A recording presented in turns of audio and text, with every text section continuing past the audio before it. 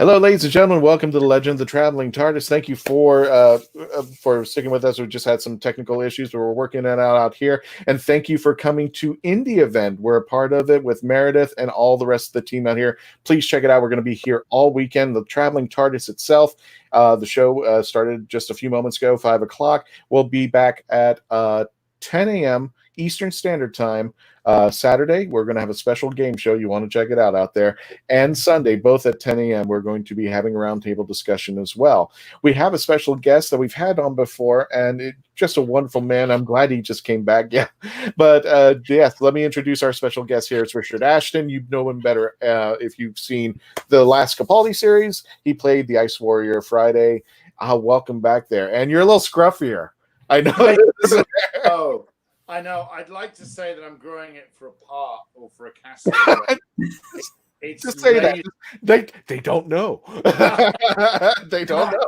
Do you know what though? It's like seasonal for me. As you can see, we've got a bit of early autumnal growth coming in here. It's seasonal. It comes out. Growth. So do I. So there we are. Well, the loveliest of them all, sitting right there in the middle, is the lovely director, Melanie Dean. Oh, shut it. Stop that. Melanie Dean, artiste.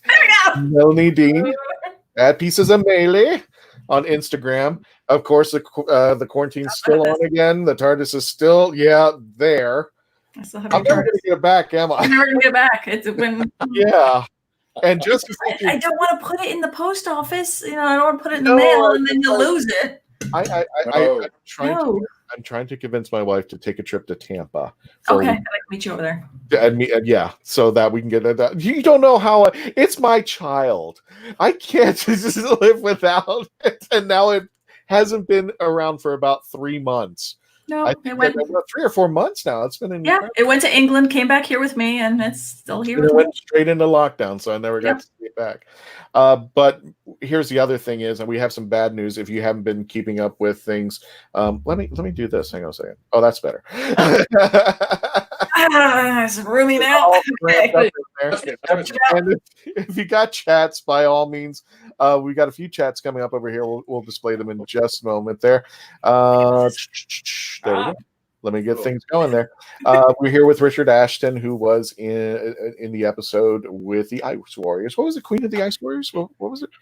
I forgot. Empress of Mars. Empress of Mars. Empress of Mars. Gosh, it's been that kind of day. I've been doing panels all day for indie events, so it's been a nice day. But my brain is completely fried out right now. There, we have some sad announcements. If you haven't heard them, if you're in the Central Florida area, just recently. Well, first of all, it's not Central Florida. Dragon Con did cancel in Atlanta, Georgia, unfortunately. I was reading the message. It was a rough choice, and we were trying to get up in there, but it just didn't pan out. That was taking place, I think, later in the year. Mm-hmm. Also, the one that's kind of scaring me, pun intended, Spooky Empire, both the Tampa and the Orlando convention, which was supposed to take place next month here in Orlando, and then Tampa was supposed to be Halloween weekend, has canceled and is moving to 2021. And unfortunately, Melanie, both of the Spookies are going to be here in Orlando next year. So hopefully they'll be taking place. So fingers crossed on the bad news out there. I just feel awful for. Well, they're supposed to be. Remember, MegaCon was supposed to be last Don't jinx that. Well, now they're supposed to be a smaller, little truncated MegaCon. Also over Halloween weekend. But that's going to be in Orlando. It's I think only 2 days. But they announced that before the spike happened again. So Dragon Con took a dive. I was like, no, please don't. Then Spooky went after, and I said that was the same weekend as when MegaCon was supposed to be here. So I'm just like, Mega, just give us this one. just give us one. I don't care if I have to stay 12 feet away from people. Just give us something so that we can walk around in a lobby. Yes. Now let me go ahead, and if you want to chat with all of us here, especially Richard, please join us. I want to welcome Kristen. Hello, Richard, from Patrick and Kristen. Hey. So welcome there. Chris says hello there. Graham Kraus says hello there, and Kristen says 2020 took everything away. Richard, how were you planning on going to any conventions over there? What is the life like now at this point? Well, yes, I was. I had conventions planned here in the UK, also back in the States, and for the first time for me, some in Europe. But I was doing a children's writing charity in King's Cross in the week that we finally decided to go into lockdown, and we had a big decision to make because of our young playwrights have also got extended families across 3-4 generations. They live in housing accommodation where quite often 2 or 3 generations are in the same apartment. And it just didn't seem sensible to get people, 200-300 at a time in quite a small room over the performance period. So we got as far as doing a run through for the playwrights and who were like between 8 and 12 years old. And then we just had to stop. And from that moment, I have not done a thing. Everything I had planned, as I say, in the States and here, all the way up into actually quite small local events. There was one in Great Yarmouth that was happening back in April, and just everybody I've spoken to has just said, look, obviously we're not doing it. If we can, we have some fun like this.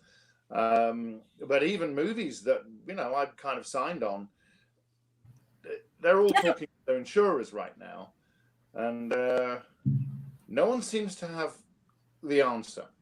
Because if you've got a production that's ready and set up to go, and then you have to make it a different shape and a different function, that means basically they have to go back and do the boards again and do all the budgets again, and who knows what makes it through.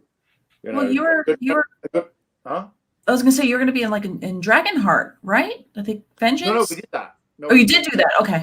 Dragonheart. No, that's fine. Although Raffaella was Rafa de Laurentiis was.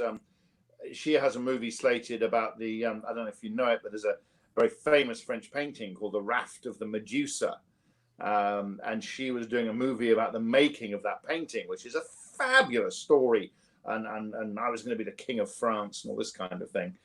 And I don't think we'll be going to Romania anytime soon to do that. Because if they're going to let you do a project now, it's going to have to be a very different shape, and the complexity and the number of people involved in these things. I mean, you can't just say, "Oh, that's okay. We'll shoot it different."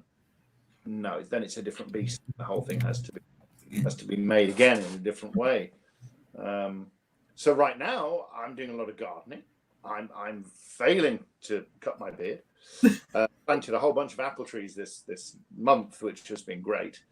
And really looking for other things to do that are creative. Doing a lot of script work online with writers and comedians who we're doing exactly what we're doing now, but working on material.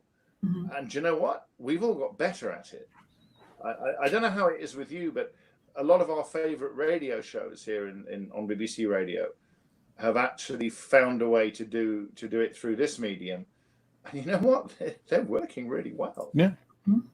You could really see everyone get better, obviously having a multi-screen and being able to see what people were about to do. But it's picked up a lot.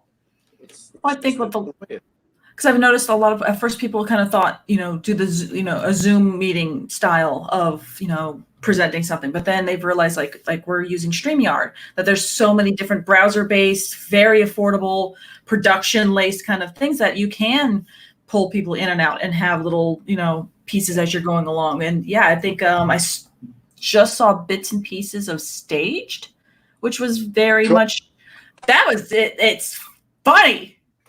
But yeah, so I started watching that one because that one I think Simon was telling me about. And he's like, oh, make sure you go ahead and watch that. I'm like, so I found a little bit of it, but it's not really over here stateside. So you can only catch bits and pieces of it until they can get it over here. But yeah, there's a lot of stuff like you're saying, and everyone just get into your little screen and create content. Produce content and learn a new etiquette. Yes. And I've done quite more almost seminar-based things. And frankly, it's been better because we all listen to each other more. If that makes sense. No.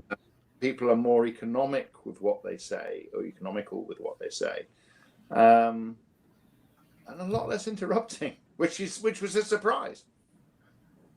Now I'm going to add something to the chat, because I don't know if anybody's aware. It caught me off guard. You did a Doctor Who lockdown called "Fear is a Superpower." I did. Which I caught at the end. Tell us a little bit about that. Now, I put the link for everybody into the chat. So if anybody wants to watch it after the show, don't do it right now, but wait until after our episode there. You're more than welcome to. But when I was listening to it, I said, that voice sounds so familiar. And then all of a sudden it goes, Richard Ashton. I'm like, duh. I sent you a message. I'm like, why did you tell me you did a lockdown?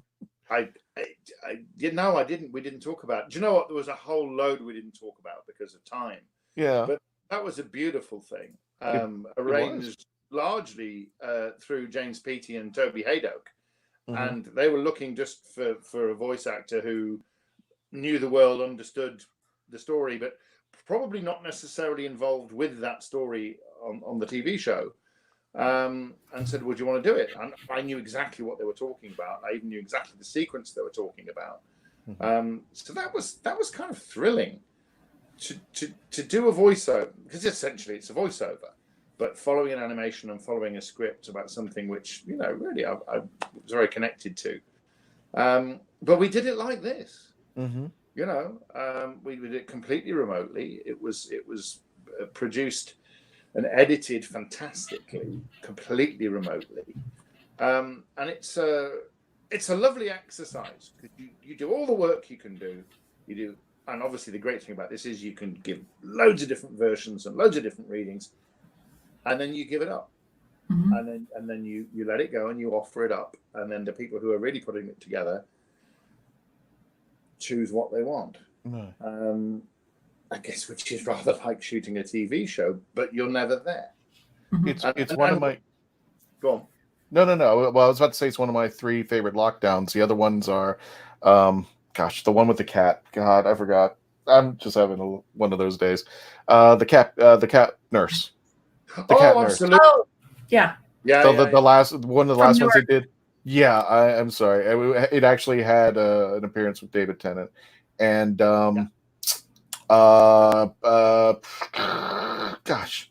Pompadour.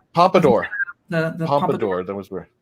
By the way, Melanie sent me this. Well, that's because I think a lot of people don't realize the name. You've seen this painting. Most people here are like, "Oh, okay, I know that painting," because it's been emulated so often. So parodied in cartoon. Mm-hmm. You usually know a topical reference cartoon of it, mm-hmm. but actually, the story that's within that picture itself, including the Black Carpenter who is sat at the front of the raft. Actually, do you know what? This is like spoiler alert. This is a stunning story about politics, about race relations, about how the Navy works, about how the French aristocracy works, and also how, if let's say this wasn't a painting, it was a TV show or it was a website, you would find very contemporary the way in which history is used and retold and mm-hmm. remade for other people's purposes, and what the script tries to do is to take us back to actually what happened, and why those people ended up in that situation, and then what happened to them. And it's very shocking, and there's all kinds of cannibalism and death and murder and all that sort of stuff.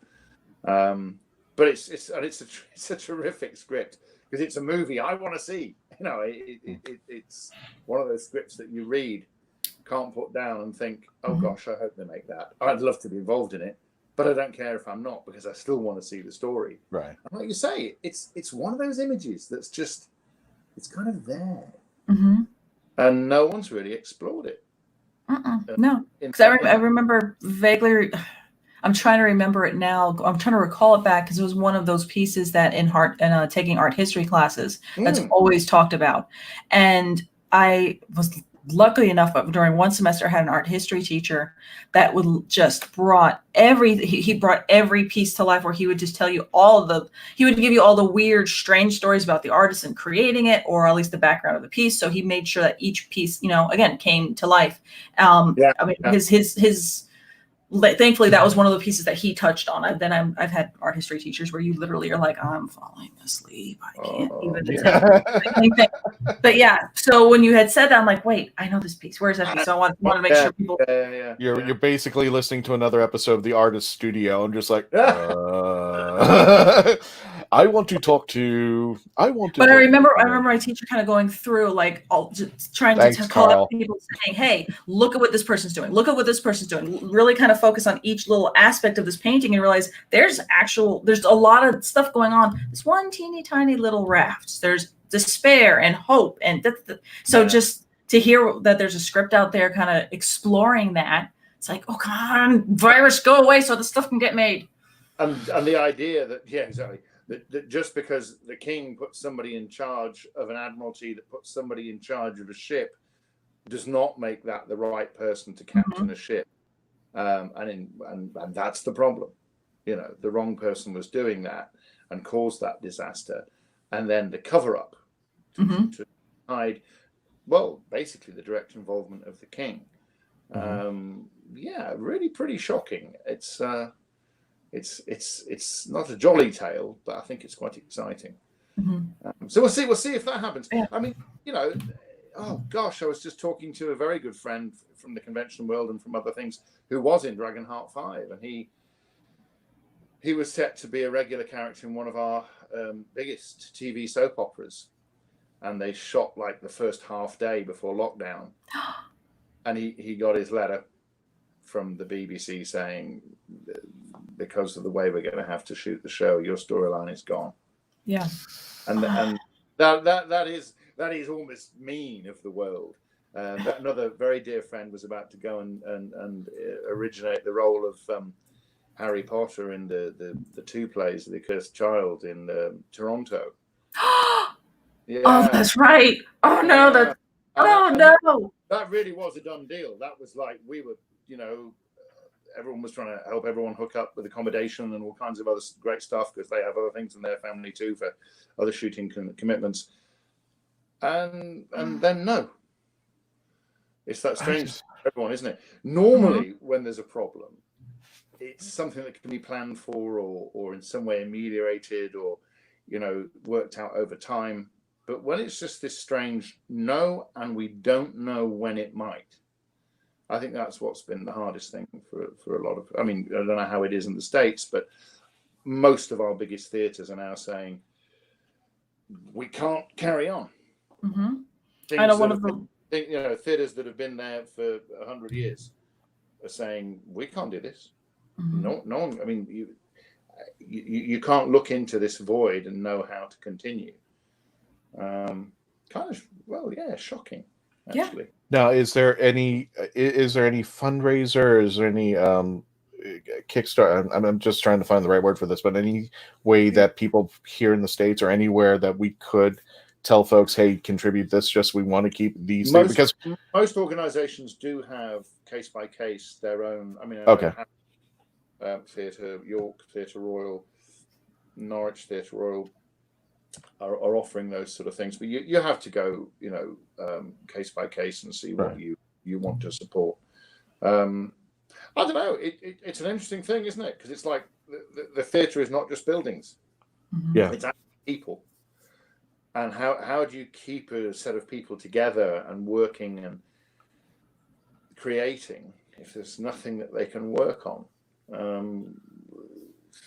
We could probably mothball the buildings, but you can't mothball people, right? Right. Mothball their lives.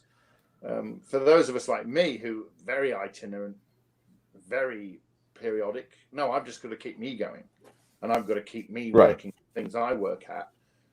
But I'm hoping there'll be something left for me to go back to. If there isn't, then we'll have to go back to means of production that we knew in the 17th and 16th centuries. And certainly the one thing that we've just been told we can do now is do open air theatre again, which I've done a lot of.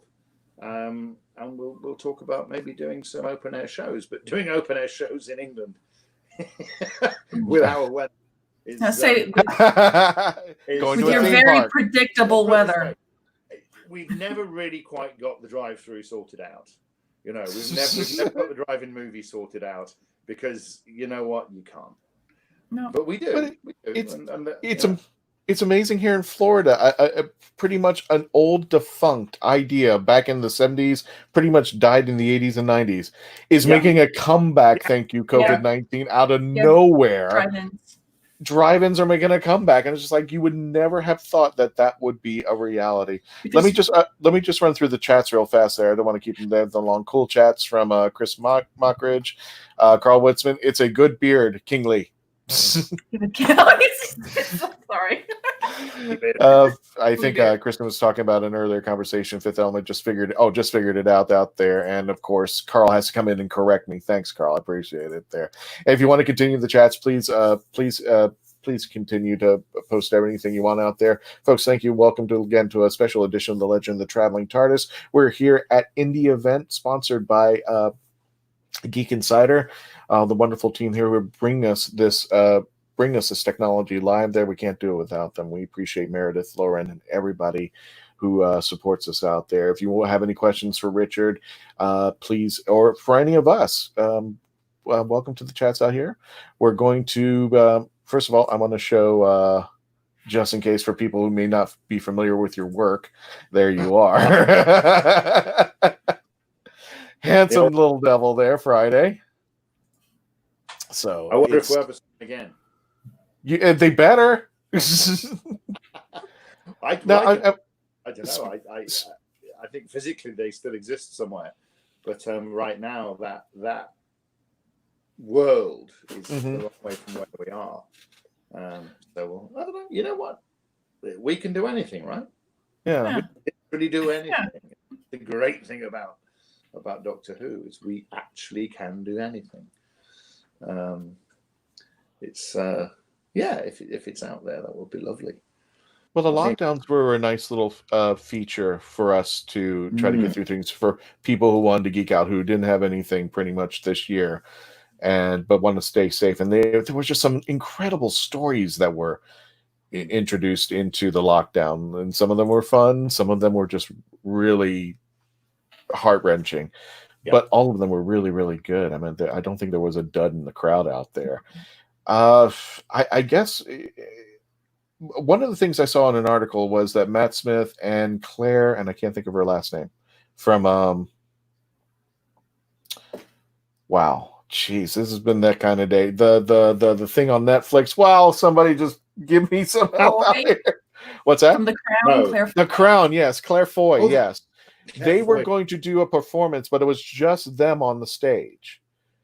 And I'm not exactly sure how. And I'm thinking to myself, why don't they do that at the Globe Theater? All these theaters just do a performance and then.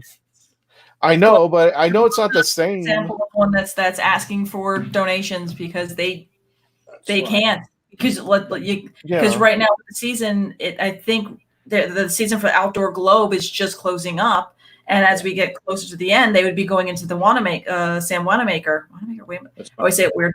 And that's very small, intimate, candlelit. You can't put people in there. It's They're going to be on top of each other. I'm just trying to think of things that could help those folks out there, because I know here in the States, it's just been crazy as far as television production, movie production. It's come to a standstill. And I don't want to say lucky for us, but for a show like us, we've been blessed with online. We've been blessed with folks like Richard, like everybody who's come through here to come on and tell their story and tell us about their passion and tell us about their experience in Doctor Who. But we got to get you guys back to work. I want you to do more shows. then you can come back here and tell us what you thought.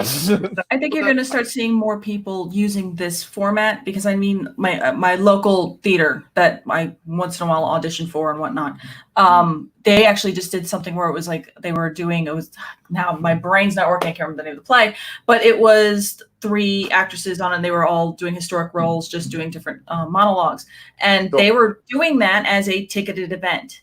And just to kind of help do some stuff. So I think the creativity's there. And as long as people start now going, okay, we don't have an end in sight, you know, to what Richard was saying before, is more people are using this space, and it's the people are out there. There's to eat up all the content. Just look at YouTube.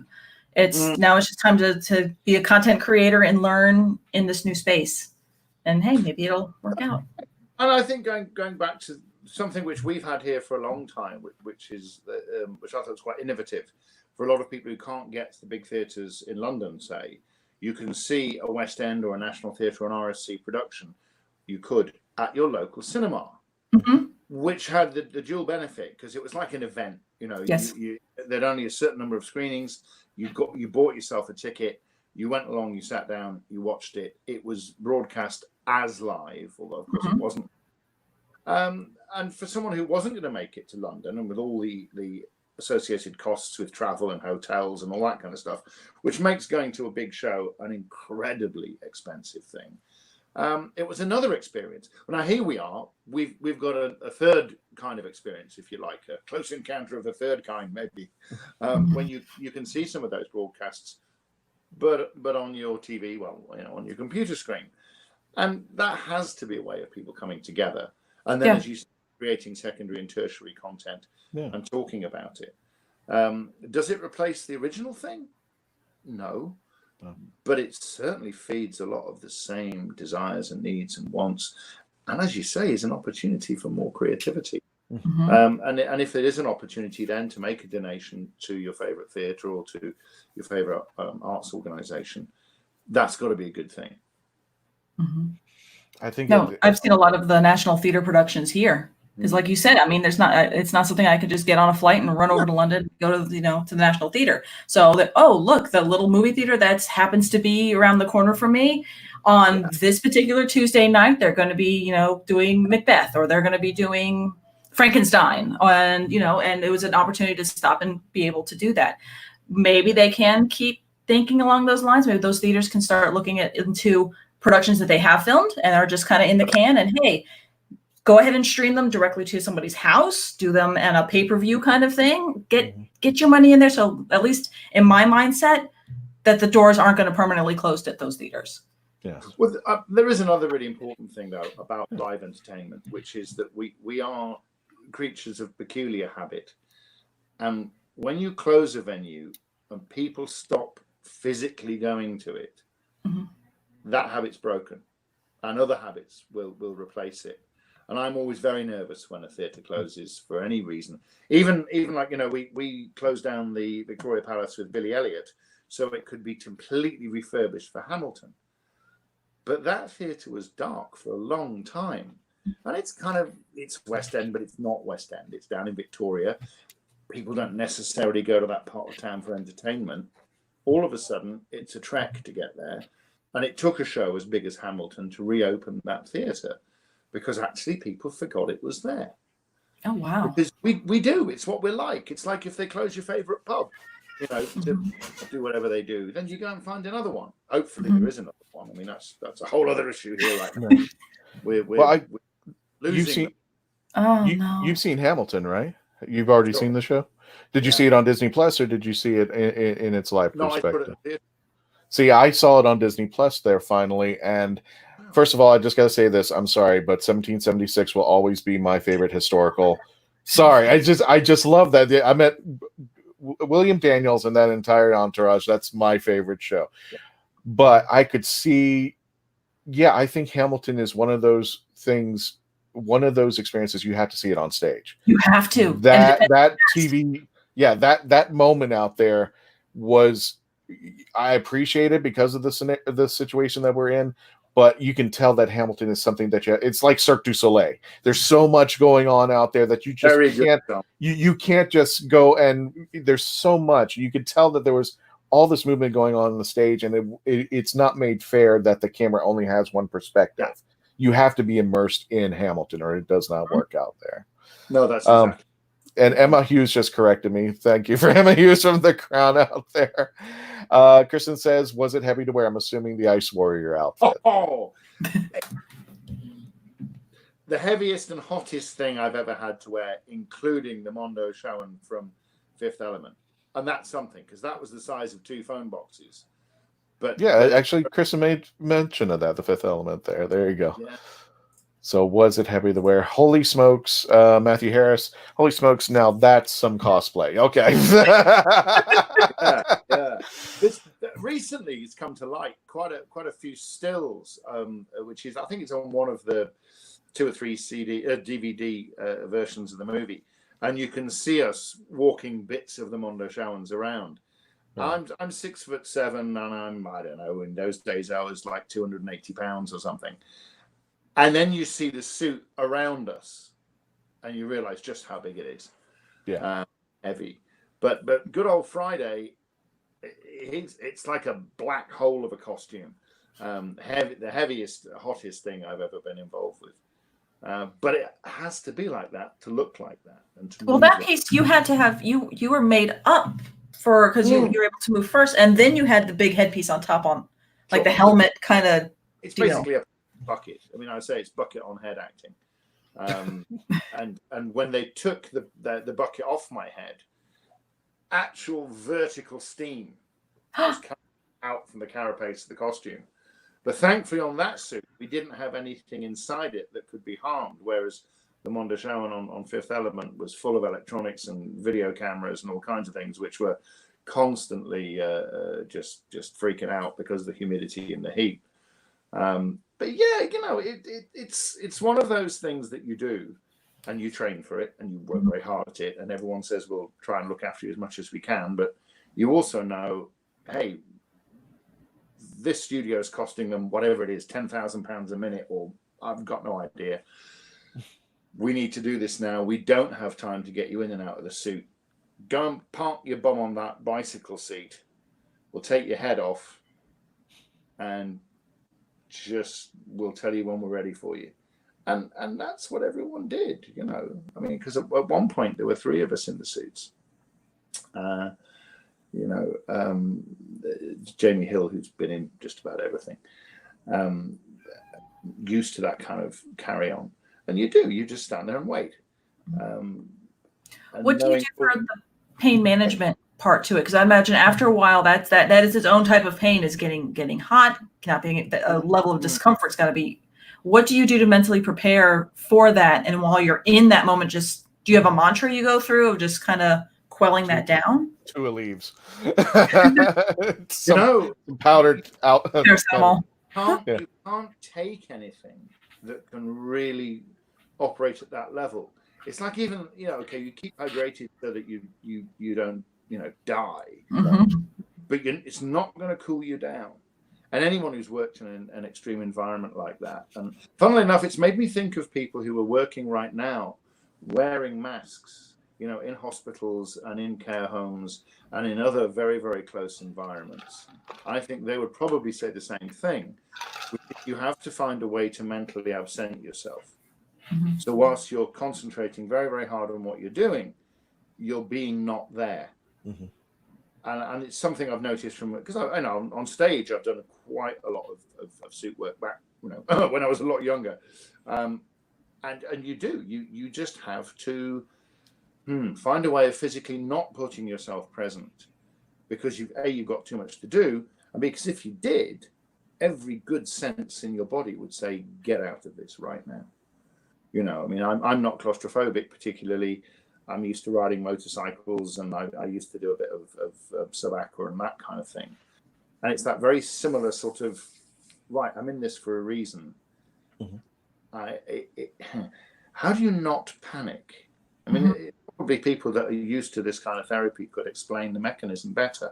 I just know that what you do is you absent yourself from where you are, focus on the good thing you're trying to do, and the rest of it, don't be there whilst this rather strange, bad thing is happening.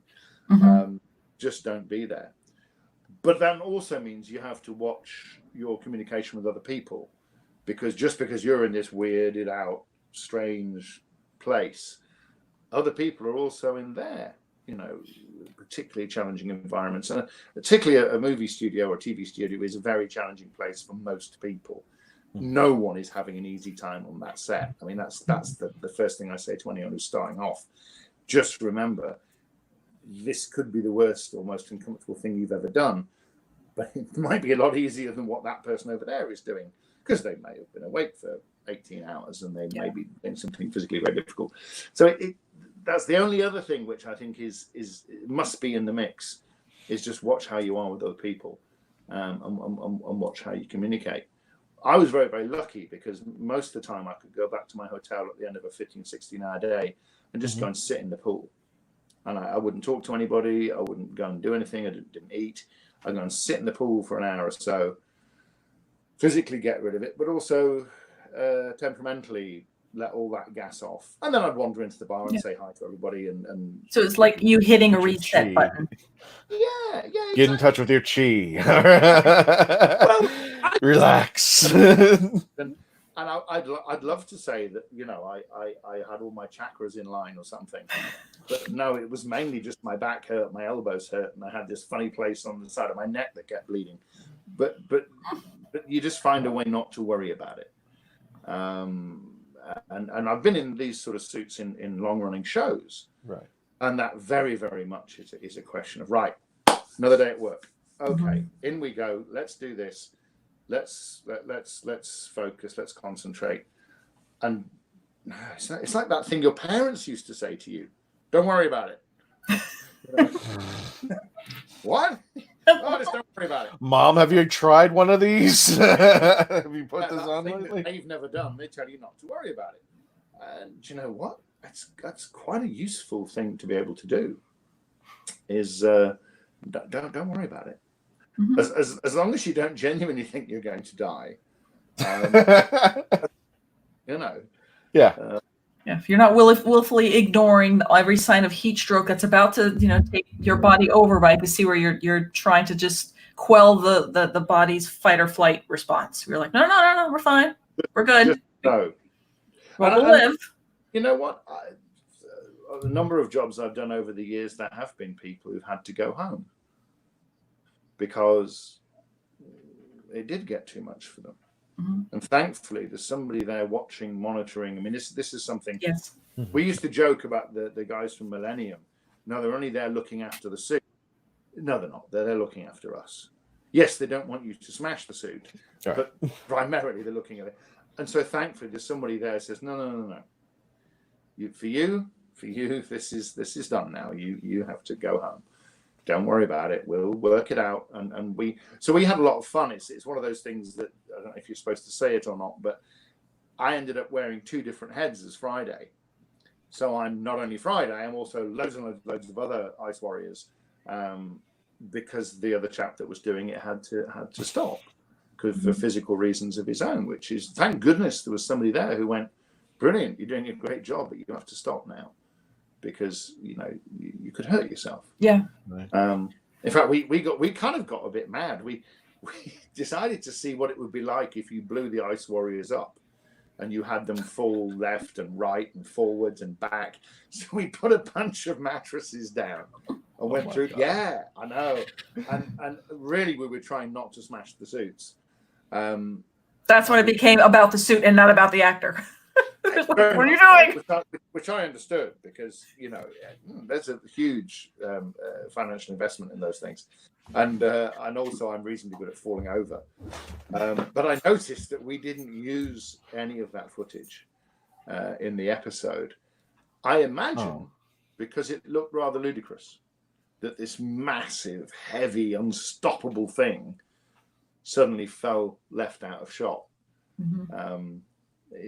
I'd love to see those dailies, because I think they would be pretty well cut together to a comedy soundtrack. I just when you mentioned about the removal of the heads, I thought, I have my Richard Ashton action figure. I can take his head off, put another head on. It's still Richard Ashton. Honestly, it was. I somebody got it on their phone. It was astonishing. It was actually like you would get from a boiling saucepan, rising. Oh my god! But we just call it 3 a.m. in Florida. So anyway. Well, do you know what? I've just realised who I'm talking to and where you are, and of course we've had like, I don't know, 2 weeks of reasonably heavy rain here, and it's pretty humid, but it's nothing compared to what you have. It has rained here 3 times, full on thunderstorm rain, 20 minutes gone, hot and humid. 3 times. I'm like, oh, will it just rain and just keep raining? You just you literally see the steam on the pavement just going. You're like, oh, great. Let me get back to the chats real fast. But in any case, yeah, I don't know if you've ever seen those memes. There's a picture of Florida. It's 3 separate pictures of Florida, and it has 3 different times. It'll say like 5 o'clock, 5:05, and 5:10. It'll be this beautiful picture at 5 o'clock of this gorgeous little landscape of Florida. At 5:05, it looks like a hurricane was destroying it. 5:10, it's the same picture coming back out there, and that's exactly it. It looks like a hurricane just came through for 5 to 10 minutes trying to wipe us out, and then right back to normal as if nothing happened. That's like my advice. Anytime I know somebody is coming to Florida for the first time, they're going to Disney, they're going to go, they're going during the summer, which I kind of tell them, why do you hate yourself? Don't go during the summer. You're just going to burn alive.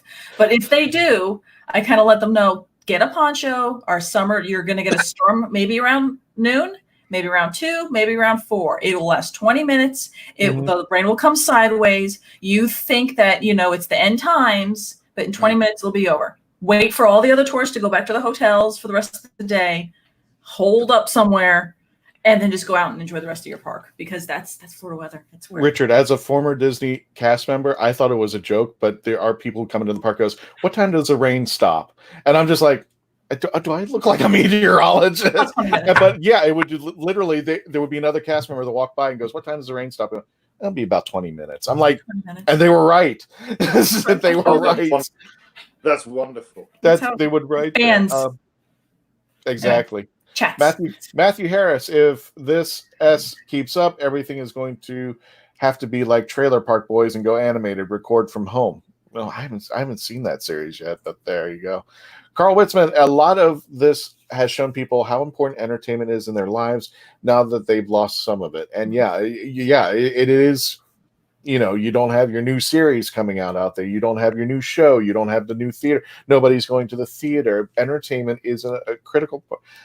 I would say, and maybe it's an exaggeration, but if you mentally, just like food and water and shelter, I think entertainment is something that you need, because the mind needs something to do. The mind needs to be engaged. The mind has to be entertained. And entertainment, I saw something about Nick Briggs posting something. It was like, now do you see how important entertainment is to all of us? Yeah, it is. It is just as important to the mind as much as food and water coming into the body to keep it refreshed. Describe what we do as casting shadows on the cave wall, because we talk about the technological aspect or technical aspect or the financial aspect or whatever it is aspect of what we were doing. I say, no, look, remember, we're still just casting shadows on the cave wall. And why did we do it then? For the same reason that we do it now. We didn't have Netflix back then. No Wi-Fi. And the other amazing thing is that people were doing those things hundreds of feet below the earth in the dark, possibly lit by one light source, possibly for a one-time performance, and then done. So what happens with that? Well, then you go back above ground and you tell everybody else what you saw. That's why we do what we do, because then you've got something to talk to people about. And actually, the job is to create something that isn't in front of you and real, but actually that means something to somebody else. And by the time you've started talking about the thing you've created or the thing that you've seen to someone else, hey presto, you've created another story. And then you've got a very real piece of theatre, which is one person retelling an event to a bunch of other people, and that's its own theatre. So what we're doing right now is very close to that. Right. Yeah. Matthew, we did it then. There must be a reason for it. Yeah. Because if it's costing you so much of your resources and so much of your time. Maybe it's how we became us. You know, there's a lot of controversy, isn't there, about how old are Homo sapiens and when did we really become us and when did art start and when did language start? And, well, maybe it's the doing that created us and that made us as we are now, right, and have been for a very, very, very long time, is the business of telling stories and listening to other people's stories. And I think we're going to find out that we really need it, and that makes me trust that we will find other ways to do it. And maybe we'll never do it exactly the same way as we used to. Okay. Well, you know, things have changed over the millennia, and they're going to change again. But we have all these other ways of doing it now, which is at least something to look forward to. Well, I mean, they always say necessity is the mother of invention. And I think the good thing is at least we live in a time where this isn't 1918 with the flu that gripped the world, where we didn't have technology or ways and means to be able to talk to one another via a phone or on a computer screen and stuff like that. So we'll just kind of take what we have and sit together, moving. Maybe it will mean that we do spend a bit more intimate time with people close to us, as well. It's showing off the importance of spending time together, the importance of, okay, you've watched how much content on a screen. Maybe you do want to get out and go to a theater and see something live and see the difference and the fun of the nuances of live anything. And that's the hardest part about this virus, is just because it puts us in a scenario, because a lot of the news that I see today is the COVID that attacks us on the outside, the deaths, who's got it and everything. But I don't get to see much in the news the COVID that attacks us on the inside, the depression, the anxiety, the drug overdose, the domestic abuse, the suicidal thoughts that I mentioned in one of our episodes, that unfortunately I had to watch a news posting of a father who said he lost his son due to depression because of the lockdown. And I was reading that. It's like, that opened up my mind to think there is a war going on inside the house that COVID is bringing up. We're not, and this is just my opinion, even we're creatures of not only entertainment, but affection. Those conventions are an outlet. I need to hug somebody. I need somebody to give me a hug. I need, if somebody kisses me on the cheek, takes a selfie with me, talks to me for hours about Doctor Who. We need that interaction. And this virus has put us in a scenario where it's not possible unless we have a venue like this. God forbid, this was like 100 years ago when they had things like, what was their outlet? At least here we can talk to each other and discuss it and mention it. It's just a frightening idea of what they had to go through, flip a book or read their comics or whatnot to get through this. But at least here we can talk. But still, I would rather be in the same room with Richard, taking having a drink, talking about it, giving a hug, and just handshaking. Those things are, at least for right now, gone. Or at least we have to do things in moderation so that I protect you and you protect me from whatever might be out there. But I think we've already touched this in a different way. But this business of not being able to do it has made me realize just how very special and important it is. Yes. And I came to the convention world very, very late. I mean, 20 odd years ago, people were talking to me about Renaissance fairs in America. And I had a very good friend who was in Little House on the Prairie, and she was explaining to me the world that existed even then around that show. And she was saying, "Oh, why don't you get involved?" And I didn't understand. I didn't understand what it was for, and didn't quite see what I could bring, because I was just the idiot in the costume. And so I could say something about it, I suppose, but of course that's not the point. Yes. Sorry, you're bringing back all my Ren Fair days. Well, you can imagine, I was Little John for a long time for a lot of people. I get it. I spent most of my life in leather and fur and with horses and wooden swords and dragons and all that brilliant stuff. And I think I always say part of me is still in that forest. One day I'll go back to the forests of Lithuania and find myself again.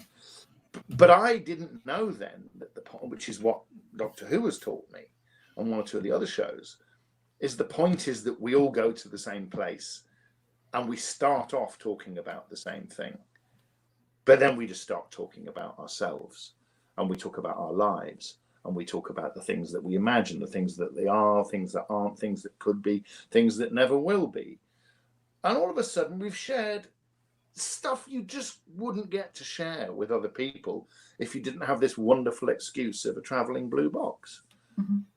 It's genius. It's absolutely genius. Just describing to people the acceptance and the polyglot nature of the conventions, and they look at me sort of dubiously, and I say, no, but the point is, it isn't a cult. It isn't something exclusive. It isn't something to be frightened of. It's actually a place you can just go and be whoever you want to be that day, and that's fine. That's okay. And anyway, don't worry if you've got nothing to say. Everybody else has something to say. You know, there's space for everyone. And and this fact that we can't do this anymore is really making me value it, appreciate it, and miss it hugely. You know, I know everybody's been following Katie Manning on Twitter, who's got her own challenges at the moment, and thankfully she's now back with us again. Oh, I feel I can breathe. Oh, good. Oh, wow, Katie's back. Wow. Yeah. Okay. I saw the eye patch. I call her Pirate Manning. She's just adorable no matter what. And you were talking about Katie's back, and it's just like, for me, Twitter's become just a huge dumpster fire. But then you see the little gems like Katie puts out, and it's so positive and so nice, and it's you can feel the virtual hugs coming from her in every tweet that she puts out there. And to everybody that also feels as she does, and I, as you say, I see these comments about negativity and hate and things, and you know what? It's just the same as my parents used to say to me about the TV. There is an off button, and you know, you don't have to get involved. Yeah, but it kind of sucks you in, and the hardest part about it is when somebody posts, they contradict themselves sometimes. When I see a post where somebody says you need to love, respect, hug, and embrace each other, and in the next sentence they go like, "Here's who I hate and why I hate them." I'm like, so okay, well, I suppose that's what I mean by the off button. Yeah. Like I said, I don't even visit Twitter as much, or do whatever it is you have to do not to get posts from people anymore. I just don't respond. Not in a mean way, but just in the same way as if somebody said something to me in the street that I just can't countenance. I just assume they're having a much worse time than I am, and this is a product of the worst time they're having. And if I was to respond in any way whatsoever, I will just make that worse.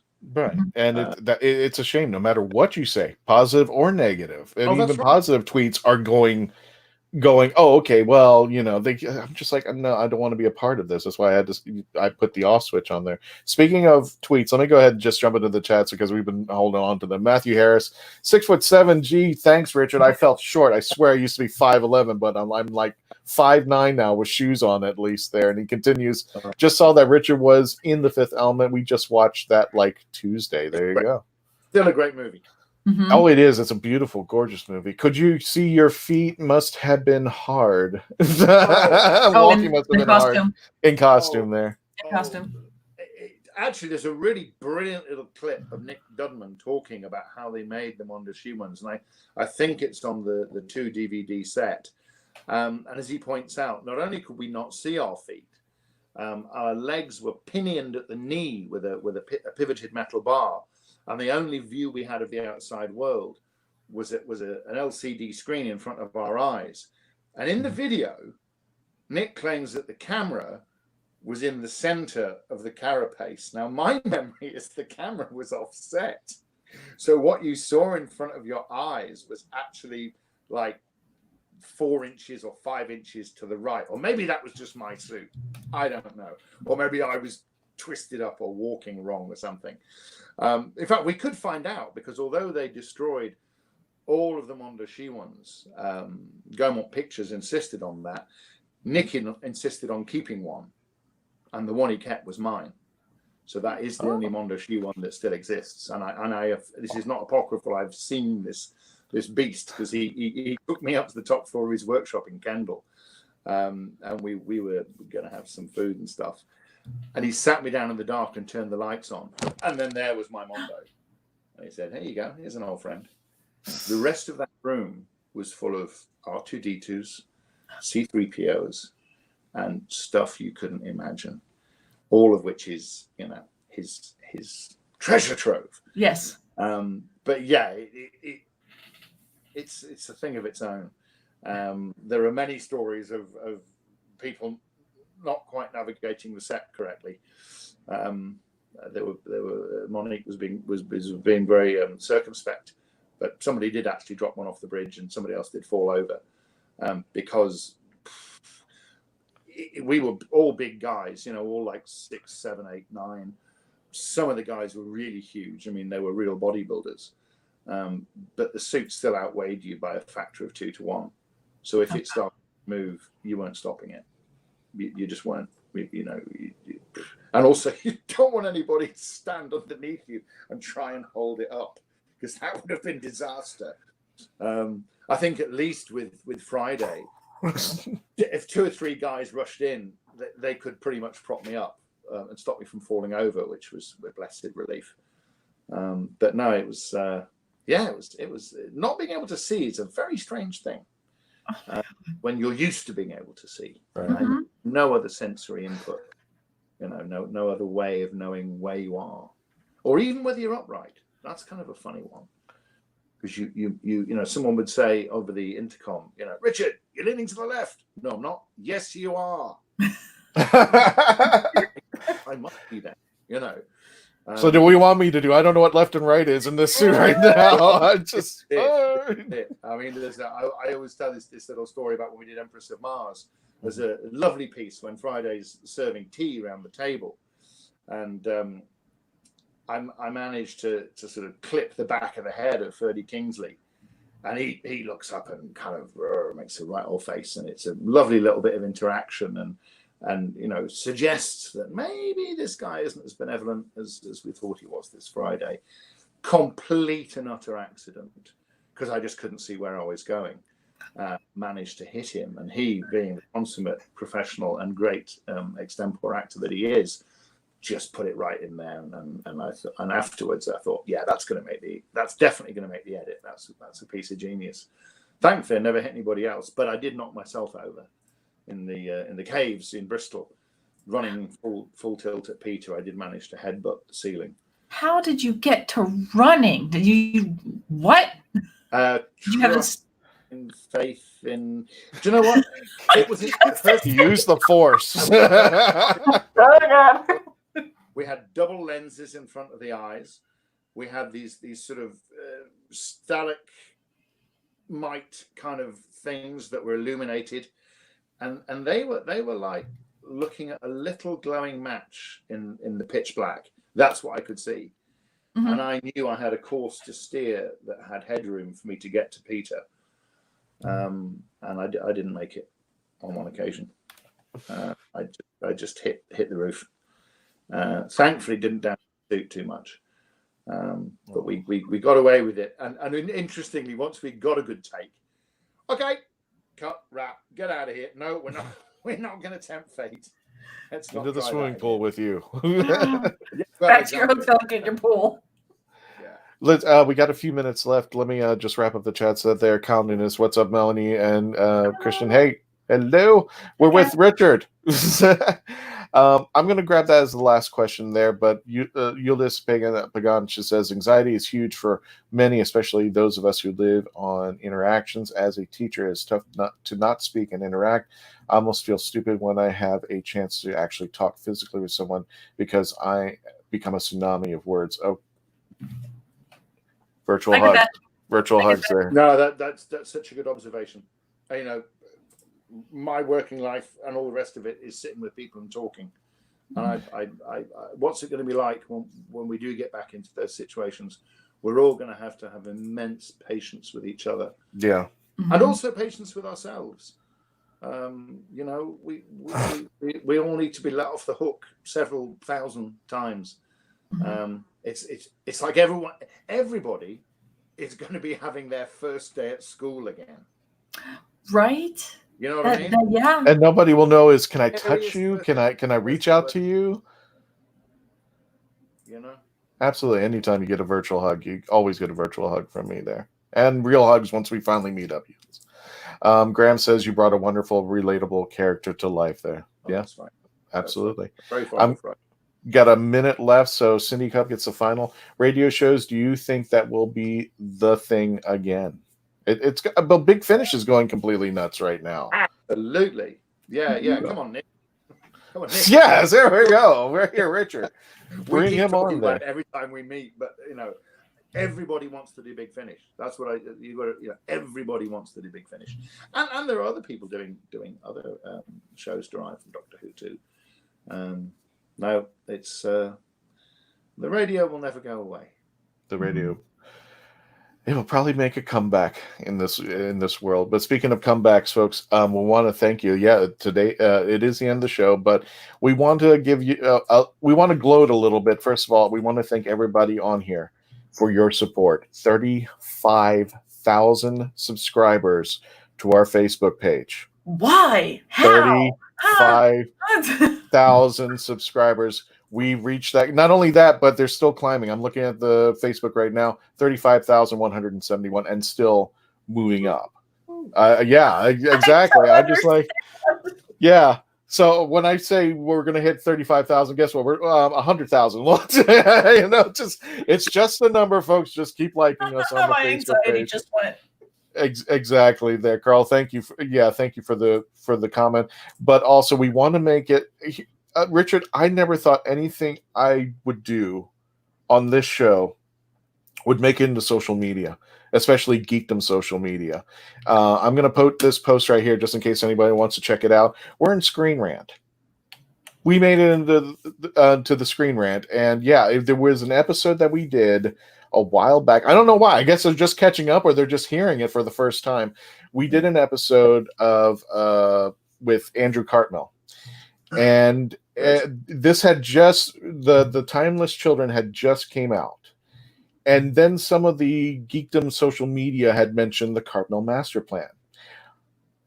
Just ironically, we were having an interview with Andrew. You had already had that set up. We already had that set up. So I'm just like, why don't we just ask the man how the Cartmel Master Plan works with the Timeless Children? And we had asked him, and he made his he made his point. He hadn't seen the episode as of yet, but we told him about the episode and what he thought, and he had his own discussions. Well, Screen Rant just came out and posted and put a hyperlink to the episode out there and made a discussion and sourced us. So I was just ecstatic that I was like, oh, okay, somebody out there actually would even give us just like there. So Screen Rant, thank you so much. Maybe that's where all these people are coming from Screen Rant. So we appreciate it. Thanks for the attention out there. But everybody, thank you for joining us out there. We're going to be here for the next 2 days. Tomorrow, Saturday at 10 a.m. Eastern Standard Time, as well as Sunday, 10 a.m. Eastern Standard Time. Ellen would definitely be here. We're going to have an interesting game show. Richard has agreed to join us there. It is blank. I won't use the name here. So if anybody knows what Blankety Blank is, we're going to have a Doctor Who theme one tomorrow, and it's going to be very interesting. It's going to be very fun. Get ready to laugh. Or something. So everybody joining us, thank you for joining us here at the Legend of the Traveling TARDIS radio show. Thank you, Richard, again for coming back on. And thank you, Indie Events, Meredith Laughlin, and the folks over at Geek Insider. We appreciate all the support of everyone out there. We will see you guys again all this weekend, and thank you for joining us. And we can end the broadcast unless Richard, I think it's a little late where you're at right now, so you need to go to bed. Oh, so yeah. We'll definitely catch you tomorrow. But if anybody else wants to join, Melanie, do you want to stay for a few minutes? Just I actually can't. I have to go get my groceries. Oh, okay. Gotcha. I do the pickup thing where they just I roll up, they throw it all in my car, and I leave. Oh, okay. I got this was supposed to be at Tampa Bay. So I got one of these shields right here. Just like the face shield goes with the mask. There's people walking around wearing the shields without the mask, and I'm going. No. That's No. not. That wasn't top. I'm wearing the mask, and then I put the face smart. shield on. That's very smart to have if you want to use both. But remember, both. Richard, I'll see you tomorrow, guys. Thank you for coming. You have a great day, and please always become part of the legend.